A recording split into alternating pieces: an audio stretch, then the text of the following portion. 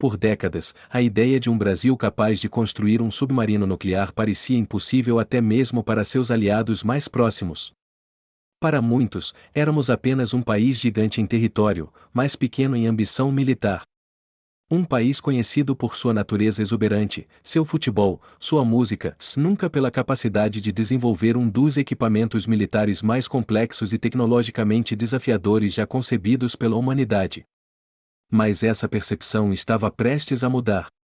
O que poucos sabiam é que, em salas fechadas, longe da imprensa, longe até de muitos setores do próprio governo, engenheiros, cientistas e militares brasileiros trabalhavam de forma obstinada em um projeto tão ousado quanto perigoso: construir o primeiro submarino de propulsão nuclear do Hemisfério Sul. Não um protótipo. Não um conceito.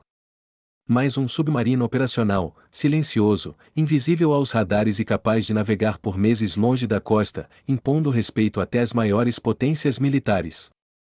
E esse movimento, discreto e silencioso, causou algo que mudaria para sempre a visão do mundo sobre o Brasil. A história começa nos anos 1970, durante um período de instabilidade internacional.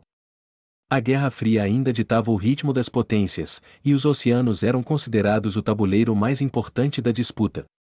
Enquanto Estados Unidos e União Soviética competiam pela supremacia submarina, o Brasil olhava para o próprio mapa e percebia uma realidade incômoda: seu litoral gigantesco era vulnerável. São mais de 7.000 quilômetros de costa, protegendo rotas comerciais vitais, reservas petrolíferas estratégicas e uma zona econômica exclusiva que equivalia ao tamanho de países europeus inteiros. A Marinha sabia. Se um país quisesse realmente proteger suas riquezas e sua soberania, precisava de algo capaz de vigiar, dissuadir e, se necessário, reagir. E isso significava ter submarinos. Mas não apenas os convencionais. Significava ter um submarino nuclear. Essa ideia era tão audaciosa que, para muitos aliados do Brasil, soava como megalomania. A tecnologia nuclear era controlada com mão de ferro pelos Estados Unidos e pela Europa. A aquisição de combustível, reatores, casco, sistemas de propulsão, tudo isso era, simplesmente, bloqueado. Mas o Brasil não recuou. Em vez de aceitar o veto, decidiu fazer algo ainda mais impressionante e desenvolver todo o projeto sozinho. No início, havia um certo ceticismo. Para muitos analistas internacionais, o Brasil jamais conseguiria dominar a tecnologia nuclear de forma autônoma. O motivo? A construção de um submarino nuclear exige ao menos 5 pilares: domínio do enriquecimento de urânio, capacidade de fabricar o próprio combustível nuclear, tecnologia para miniaturizar o reator e colocá-lo dentro do casco, engenharia naval avançadíssima, autonomia industrial para integrar todos os sistemas. Até hoje, apenas algumas nações no planeta conseguiram fazer isso. Era natural que os Estados Unidos enxergassem o projeto brasileiro como algo improvável. Mas houve um detalhe que quase ninguém percebeu.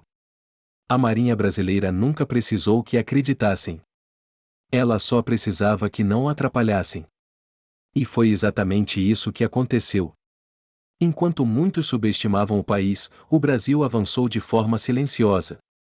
Criou laboratórios, desenvolveu métodos próprios de enriquecimento, treinou equipes, enviou cientistas para aprofundamento teórico e construiu um centro de pesquisa que se tornaria fundamental para tudo.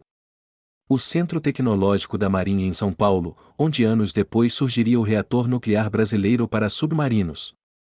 A partir desse momento, o projeto deixou de ser especulação. Não era mais um sonho. Tornou-se inevitável.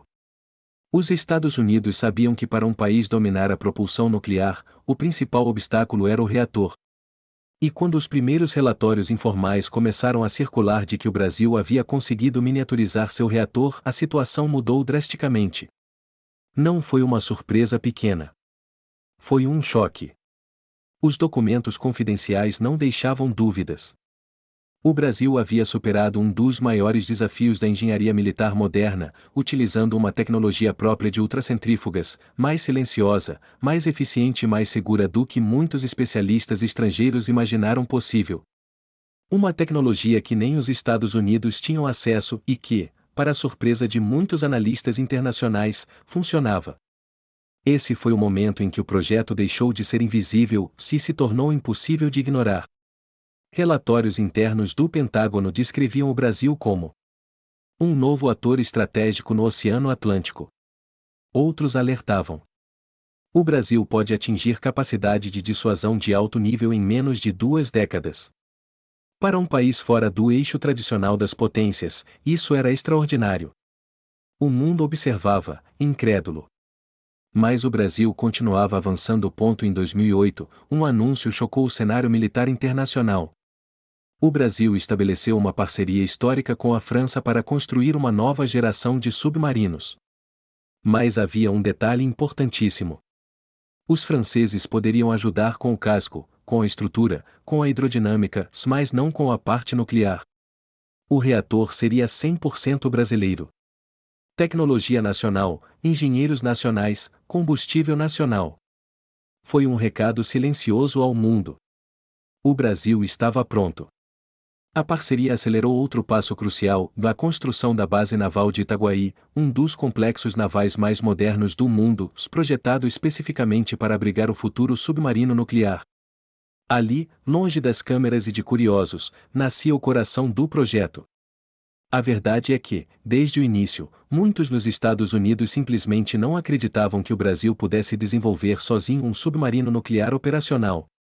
Mas essa descrença foi justamente o que permitiu ao Brasil avançar sem pressões externas diretas.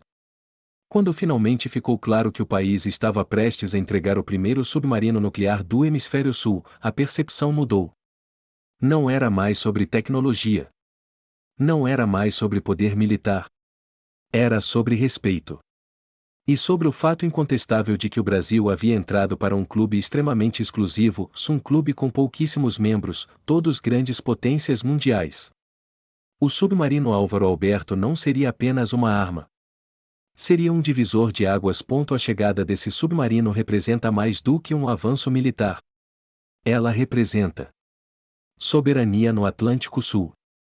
Capacidade de dissuasão real. Avanço científico nacional. Domínio tecnológico estratégico. Projeção internacional inédita. Poucos países podem dizer que dominaram a tecnologia nuclear sem auxílio externo. O Brasil será um deles.